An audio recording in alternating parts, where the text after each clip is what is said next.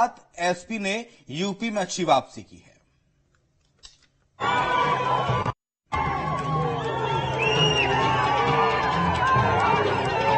लड़ाई संविधान को बचाने की थी।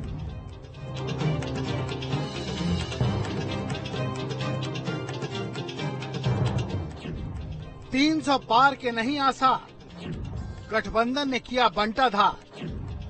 यूपी में बराबरी की टक्कर। 2024 के लोकसभा चुनावों की मतगणना शुरू होने के कुछ समय बाद ही रुझानों ने बता दिया था कि अब की बार 400 पार का नारा सिर्फ चुनावी नारा ही साबित होगा। और जैसे जैसे मतगणना बढ़ती गई, 80 सीटों वाले उत्तर प्रदेश में भगवा ब्रिगेड अनुमानित नतीजों में पिछड़ती चली गई और गठबंधन नेक टू नेक टक्कर देता दिखाई दिया। उस उत्तर प्रदेश में जहां बीजेपी ने 80 का दावा किया था, वहां कांग्रेस ने न केवल अपना गढ़ बचाया बल्कि उससे ज्यादा सीटों पर बढ़त हासिल की। खुद रायबरेली सीट से राहुल करीब 3.5 लाख से अधिक वोटों से जीते और जिस एसपी पर बीजेपी परिवारवाद का आरोप लगाकर पूरे चुनाव अटैक करती रही, उस पार्टी ने न सिर्फ अपने परिवार की सीटें बचाई बल्कि दूसरी 32 से अधिक सीटों पर अपनी बढ़त बना ली। पलट गई बाजी। लड़ाई संविधान को बचाने की थी, कॉन्स्टिट्यूशन को बचाने की थी। और मैं आपको सच बताऊं तो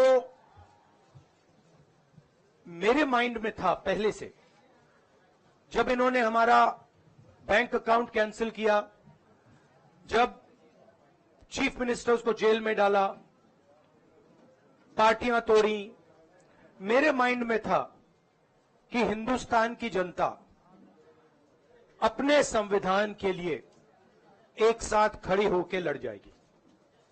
और यह सच साबित हुआ।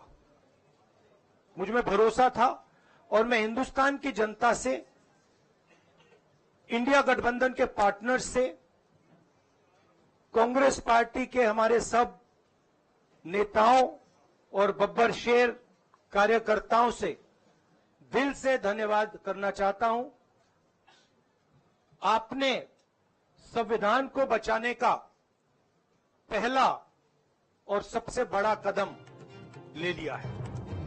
इस उलटफेर की पटकथा तो कांग्रेस ने जनवरी में मणिपुर से भारत जोड़ो न्याय यात्रा शुरू करते ही लिख दी थी। 63 दिनों की यात्रा 16 मार्च को मुंबई में जाकर खत्म हुई थी। यहाँ पैदल चलते राहुल गांधी रास्ते भर लोगों से मिलते रहे। 6600 किलोमीटर की ये यात्रा 15 राज्यों के 110 जिलों से होकर गुजरी। हालांकि यूपी को ये यात्रा छूते हुए ही निकली थी। पूरी यात्रा के दौरान राहुल गांधी ने 15 जनसभाएं की और 70 स्थानों पर जनता को संबोधित किया था। सड़क पर चलते आम लोगों से मिलना और बातचीत करना जनता को भी भा गया था, जिसने एक बड़ा संदेश देश को दिया। भारत जोड़ो यात्रा। मोदी जी, आप लंबे लंबे भाषण देना बंद कीजिए। आप देश को बांटने की कोशिश नहीं कीजिए। आप सबसे पहले देश के युवाओं को ये बताइए, बिहार के युवाओं को ये बताइए कि आपने हिंदुस्तान के युवाओं को कितना रोजगार दिया, कितनी नौकरियां दी। आपने 2 करोड़ युवाओं को रोजगार देने की बात की थी। आपने एक युवा को नौकरी नहीं दी। देश के सबसे बड़े सूबे उत्तर प्रदेश में बीजेपी को लगे झटके के बाद माना जा रहा है कि ईडी और सीबीआई की कार्रवाई को मुद्दा बनाने पर जनता ने विपक्ष का साथ दिया है, जिसमें लोकसभा चुनाव से ठीक पहले कांग्रेस, आम आदमी पार्टी, झारखंड मुक्ति मोर्चा, तृणमूल कांग्रेस और राष्ट्रीय जनता दल के नेताओं पर हुई कार्रवाई को लेकर जबरदस्त विरोध किया गया था। विपक्ष ने एक सुर में कहा था कि प्रधानमंत्री नरेंद्र मोदी के इशारे पर केंद्रीय एजेंसियों के जरिए विपक्षी नेताओं की आवाज को दबाया जा रहा है और चुनाव प्रचार के दौरान कांग्रेस ने इस मुद्दे को लगभग अपनी हर चुनावी रैली में उठाया था। ईडी और सीबीआई का डर। चुनाव आयोग को चुनाव में हेराफेरी करने के उद्देश्य से विपक्षी राजनीतिक दलों के खिलाफ इनकम टैक्स, ईडी और सीबीआई द्वारा की जाने वाली बलपूर्वक कार्रवाई को रोकना चाहिए। तीसरी मांग, श्री हेमंत सोरेन एवं श्री अरविंद केजरीवाल जी की तत्काल रिहाई की जाए।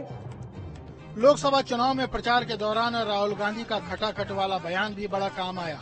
प्रधानमंत्री मोदी जिस तरह महिलाओं के लिए योजनाओं की घोषणा कर रहे थे, उसी की काट के लिए कांग्रेस ने ये दांव चुना था कि सरकार बनते ही गरीब परिवार की एक महिला के खाते में हर महीने 8,500 रुपए आएंगे। खटाखट खटाखट। इस खटाखट पर पीएम मोदी ने भी काफी चुटकी ली थी, लेकिन ये बयान लगता है महिलाओं के दिल में खटाखट घर कर गया। वोट भी मिले खटाखट। सारे गरीबों की लिस्ट बनेगी, हर परिवार में से एक महिला का नाम चुना जाएगा और उस महिला के बैंक अकाउंट में साल के 1 लाख रुपए डाल दिए जाएंगे।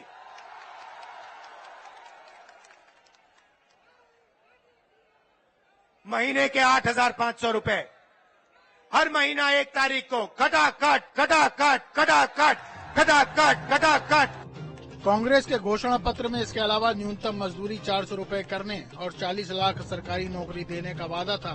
साथ ही जिस तरह से अग्निवीर योजना का विरोध कांग्रेस ने किया, वो भी शायद बेरोजगार युवाओं को भा गया। अग्निवीर योजना पर विपक्ष शुरू से ही सवाल उठाता रहा।